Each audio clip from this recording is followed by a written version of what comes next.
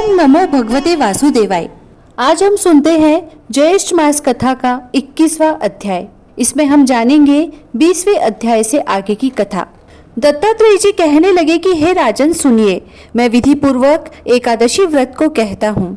हे नृप, दशमी के दिन प्रातःकाल उठकर शौच विधि को करें। काष्ठ की दातुन को त्याग कर पके हुए पत्तों से दांतों को शुद्ध करें। महानदी में मंत्र पाठ पूर्वक पंचगव्य से स्नान करें और फिर संध्यादिक कर्म करके शुक्ल वस्त्र पहनकर घर को जाएं।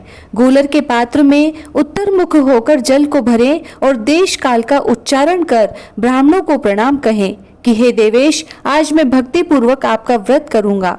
हे राजन, दशमी के दिन दूसरे के घर का अन्न, 2 बार भोजन, मांस, शोर तथा शरीर में तेल लगाना त्याग दें।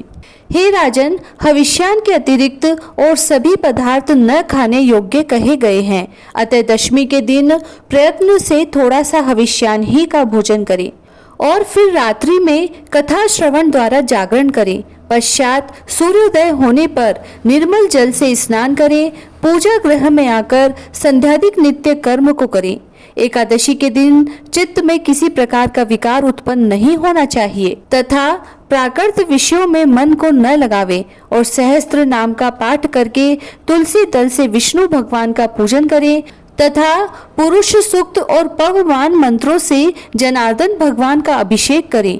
औषधि, मिथ्या भाषण, शयन, स्त्री के साथ वार्तालाप, क्रोध, कटु वचन, आलाप, काष्ठ के दातुन से दांतों का मर्दन, एकादशी व्रत के फल को चाहने वाला इन सब कर्मों को न करे और प्रत्येक प्रहर विष्णु भगवान का पूजन करना चाहिए। इसी तरह गाना बाजा बजाते हुए सारा दिन तथा रात व्यतीत कर देना चाहिए और उत्सव आदि मनावे।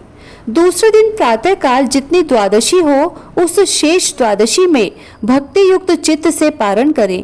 पारण न करने से पुण्य की हानि अवश्य होगी। इसीलिए सर्व प्रयत्न से द्वादशी में पारण करना शुभदायक होता है।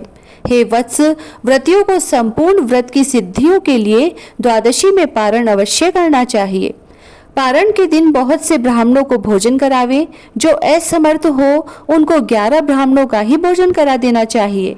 पूजन सामग्री से पूजन कर तपस्वियों को भोजन करा देना चाहिए। तृप्ति पर्यंत शर्करा युक्त पायस का भोजन करावे और श्रेष्ठ ब्राह्मणों को मौन पूर्वक भोजन कराकर स्वयं भोजन कर लेवे। पराया अन्न, आमिष यानी न खाने योग्य वस्तु, मांस, उड़द, तेल, मधु, औषधि, दूसरे की चुगली, हिंसा, कांसी के पात्र में भोजन करना, पान खाना, हजामत और 2 बार भोजन करना, यह सब बातें एकादशी और द्वादशी को त्याग करें। सब व्रतों में यह उत्तम व्रत 3 दिनों में साध्य होता है।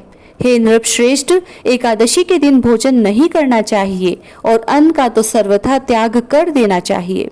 जो मोहवश एकादशी के पारण समय पर्याप्त द्वादशी को धान्य का भोजन करते हैं, सो चांद्रायण व्रत करके पाप से मुक्त होते हैं। हे राजन, जो तुमने पूछा उसका उत्तर मैंने तुमको दिया। तब राजा पुलिंद कहने लगे कि हे तात, परम अद्भुत जो रहस्य कहा है उसके अनुष्ठान के लिए मुझ में शक्ति नहीं है, क्योंकि मेरा शरीर अत्यंत जर्जर हो गया है। इसीलिए कृपा करके इसके सार के सार को ठीक ठाक कहिए। हे भगवनम, सार पदार्थ समस्त कर्मों के होते हैं। तब दत्तात्रेय जी बोले कि हे महाबाहो, मैं परम अद्भुत रहस्य तुमसे कहता हूँ, जिसके अनुष्ठान मात्र से समस्त कार्य सफल होते हैं। हे राजन, ज्येष्ठ मास के शुक्ल पक्ष की एकादशी को निर्जल व्रत करो। इसके करने से सब पूर्ण हो जाता है, इसमें संशय नहीं है। राजा पुलिंद बोले कि हे दत्तात्रेय जी, ज्येष्ठ मास की एकादशी निर्जला क्यों हुई? दत्तात्रेय जी कहने लगे कि हे राजन, प्रथम राजा प्राचीन वरही ने एकादशी के दिन संपूर्ण व्रत जल रहित किया, इसीलिए यह एकादशी जल वर्जित हुई। निर्जला नाम से प्रसिद्ध एकादशी पापों का नाश करने वाली कही गई है। यह कह दत्तात्रेय जी चले गए।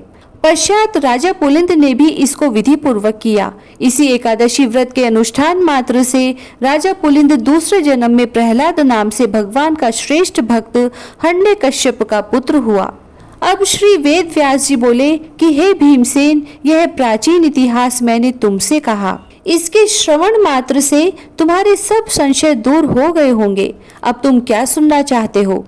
भीमसेन कहने लगे कि हे पितामह, आपकी कृपा से सब मोह नष्ट हो गया और मुझको स्मरण शक्ति मिली। हे तात, व्रत करने के लिए मैं तैयार बैठा हूँ। निसंदेह मैं आपके वचन का पालन करूंगा। तब स्कंद जी कहने लगे कि हे ऋषियों, वेद व्यास जी के कथनानुसार इस व्रत को भीमसेन ने किया और चक्रपाणि भगवान विष्णु की कृपा से सब पापों से मुक्त हो गया। इति श्री ज्येष्ठ महात्म्य में एकादशी महात्म्य वर्णन 21वां अध्याय समाप्त हुआ। जय श्री राधे।